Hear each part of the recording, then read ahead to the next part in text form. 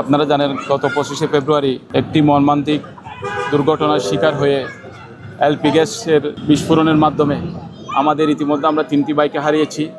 অসংখ্য আরও 8 আহত রয়েছেন। 3টি বাড়িঘর জ্বলে গিয়েছে এবং প্রায় 25-26টি জিপ গাড়ি অগ্নিদগ্ধ হয়ে 35টি একদম আগুনে জ্বরে পুড়ে ছারখার হয়ে গেছে। আমরা খুঁজছি মানুষ মানুষের জন্য, জীবন জীবনের জন্য। আমরা চাচ্ছি আমরা এই হতদরিদ্র পরিবারের পাশে যাদের পরিবারের প্রধান ইনকামের যে উপার্জনের লোক ছিল, তিনি স্ত্রী সন্তানদেরকে রেখে উনি পরপারে চলে গেছেন।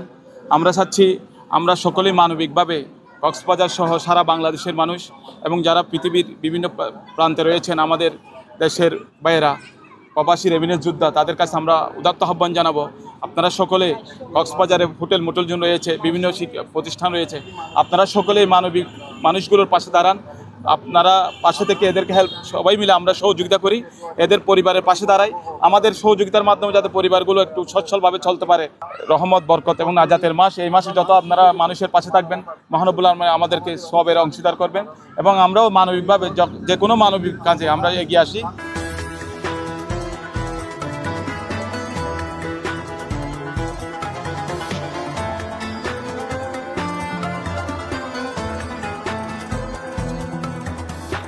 গত 25 ফেব্রুয়ারির 25 তারিখ কক্সবাজারে আপনার একটি পেট্রোল পাম্প দুর্ঘটনাতে আমাদের ভাই এই কক্সবাজারের কয়েকজন সন্তান যারা অনেকে বাবা হারিয়েছেন এবং বলতে গেলে পরিবারগুলো নিঃস্ব অবস্থায় জীবনযাপন করতেছে।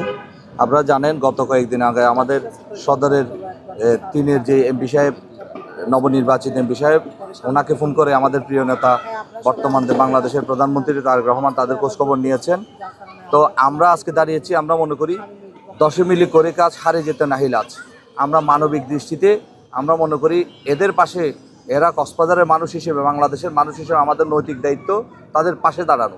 আমরা আমাদের মতো করে অন্য ভাইরা যারা রয়েছেন, যারা সবসময় মানবিক কাজে উৎসাহিত করে এবং সবসময় পাশে দাঁড়াই, তাদের কাছে আমরা বিনীতভাবে অনুরোধ জানাবার জন্য আজকে আমরা এখানে দাঁড়িয়েছি। ঈদের মৌসুমটা তাদের যেন হাসি খুশিয়ে পালন করতে পারে সেই মানবিক সহযোগিতা করে আমরা যারা গাড়ি নিয়ে যারা ক্ষতিগ্রস্ত হয়েছে, গাড়ি পোড়া গেছে, তাদের জীবনযাপন যেন তারা এই রুজি রোজগার যেন তাদেরকে পরিপূর্ণ করে দিতে পারি, সেই হিসেবে আমি তাদেরকে সহযোগিতা করতে দিই। আমি আসছি আমার আব্বুর হত্যার বিচারের জন্য। আমি চাই আমরা 3 বোন, আমাদের কোনো ভাই নাই, মাথার উপরে ছায়া নাই। ওখান থেকে আমাদের সব কিছুর উৎস হচ্ছে ওটা, আমাদের সব আয়ের উৎস ওখান থেকে। আমার আব্বু ওখানে থাকতো, ওখানে সব কিছু করতো, বাসায় মাঝে মধ্যে আসতো আর কি, শুধু আমাদের জন্য ইনকাম করতো। আমার 3টা মেয়ে কীভাবে মানুষ করবে, আজকে ওই মানুষটা নাই। আমি চাই আমরা শুধু সহায়তা পেয়েছি, শুধু তারেক রহমান যে 1 লক্ষ টাকা করে দিয়েছে ওটা পেয়েছি, এই পর্যন্ত আমাদের কোনো আসে নাই। আপনারা সবাই আমাদের পাশে থাকবেন, আমার বাবার জন্য দোয়া করবেন। 25 তারিখের যে অগ্নিকাণ্ডটা দেখে আমার হৃদয়ের মধ্যে একটা আচমকা একটা দাগ কেটেছে, যার কারণে আমার ওয়ার্ডের মধ্যে এত বড় একটা দুর্ঘটনা ঘটে গেল, মর্মান্তিক, যেটা আসলে ক্ষতিপূরণ হিসেবে আমরা দিতে পারবো না। সবচাইতে আরও বেশি খারাপ লাগছে আজকে মুতাহার আমার খুব কাছের লোক ছিল, সে আমার একটা শ্রমিক সংগঠনের সদস্য ছিল, টমটম শ্রমিক সংগঠনের সদস্য ছিল। সে নিয়মিত আমাদের সাথে কথাবার্তা বলতো এবং আমাদের বিএনপির একজন একনিষ্ঠ কর্মী হিসেবে প্রত্যেকটা মিটিং মিছিলে থাকতো। আজকে তার মৃত্যু শুনে আমার আরও ভীষণ খারাপ লাগছে।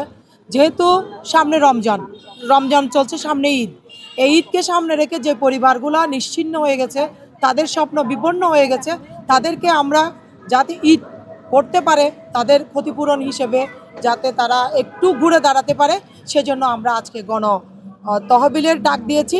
আমার ডাকে আমার দলের লোকজন, ইলেকট্রনিক্স মিডিয়া, আপামর জনসাধারণ সাড়া দিয়েছে।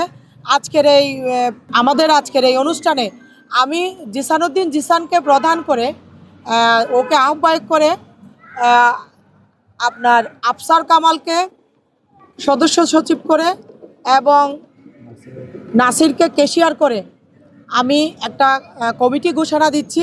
এটা আপনারা সবাই সার্বজনীনভাবে অ্যাকসেপ্ট করবেন। এখানে জিসান হলো একজন মানবতার ফেরিওয়ালা। আপনারা জানেন সে সবসময় দানবীর, দান করে। আফসারও তরুণ রাজনীতিবিদ এবং তরুণ ব্যবসায়ী, তার কাছ থেকে মানুষ স্বচ্ছ হিসাব পাবে বলে আমি মনে করি। নাসির যেহেতু আগে থেকে ওই সমাজ নিয়ে কাজ করে আসছে, সেজন্য নাসির থাকবে। তার পাশাপাশি আমাদের আরও কিছু টিম থাকবে। ছাত্র যে প্রতিনিধিরা আসছে, ওদিকে ছাত্র প্রতিনিধিরা কথা বলছে, ছাত্র প্রতিনিধিরা থাকবে। তারপর হলো যে দক্ষিণ আদর্শ গ্রামের সুমন থাকবে, আমাদের ছাত্র দলের সাবেক ছাত্র দলের সাধারণ সম্পাদক আজম ফারুক, এরা থাকবে। মহিলা দলের টিম থাকবে, মহিলারা থাকবে। সবাই মিলে আমরা সাধারণ যে ফান্ড কালেক্ট করব, সেটা প্রতিদিন আমরা এখানে নামাজের পরে হোক, এশারের নামাজের পরে হোক অথবা মাগরিবের নামাজের পরে হোক, আমরা এখান থেকে এই পবিত্র শহীদ মিনার থেকে আমরা প্রতিদিন আপনাদেরকে ব্রিফ দেব। আপনারা প্রতিদিন আপডেট পাবেন।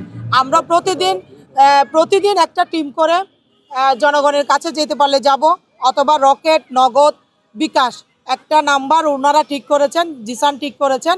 জিসান ওই নাম্বারটা বলবে। উনি অসম্ভব ভদ্র একজন শিক্ষিত মার্জিত লোক, উনি কারো আমানত খেয়ানত করবে না, এবং ওনার কাছ থেকে আমরা প্রতিদিন আপডেট নিতে পারবো এবং হিসাব নিতে পারবো। ওনাদের 3 জনের যৌথ অ্যাকাউন্ট হবে। আগামী রোববার আমরা যৌথ অ্যাকাউন্ট করার জন্য আজকে ওনাদেরকে বলছি, 3 জনের যৌথ একটা অ্যাকাউন্ট হবে। এই অ্যাকাউন্ট থেকে যারা দানবীর আছেন, যারা বিদেশে থাকেন, প্রবাসী ভাইয়েরা, আমার কক্সবাজারের জেলার, আপনাদের বেশি টাকা দিতে হবে না। প্রতিজনের 10 টাকা করে দিলেও আমার মনে হয় 5 কোটি টাকার উপরে কালেক্ট হবে। কারণ কক্সবাজারে অনেক লোক আমরা বসবাস করি। আপনারা বেশি টাকা দেওয়ার দরকার নাই। জাকাত স্বরূপ, ফিতরা স্বরূপ আপনারা 10 টাকা 20 টাকা করে দেন। ওই টাকাটাই যাতে ওদের পরিবারে আগামী রোজা, 26 রোজায় বা 27 রোজায় তাদের হাতে যাতে তুলে দিতে পারি,